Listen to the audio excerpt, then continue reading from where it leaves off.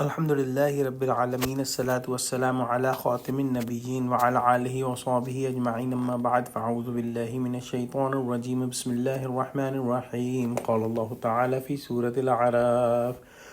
فبدل الذين ظلموا منهم قولا غير الذي قيل لهم فأرسلنا عليهم رجزا من السماء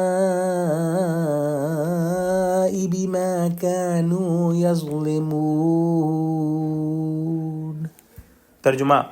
مگر جو ان میں ظالم تھے اور انہوں نے اس لفظ کو جس کا ان کو حکم دیا گیا تھا بدل کر اس کی جگہ اور لفظ کہنا شروع کیا تو ہم نے ان پر آسمان سے عذاب بھیجا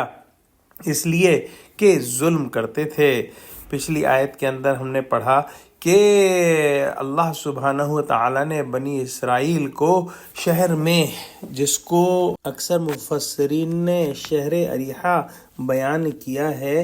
داخل ہونے کا حکم فرمایا اور حکم دیا کہ جب اس شہر کے اندر جو ہے وہ داخل ہو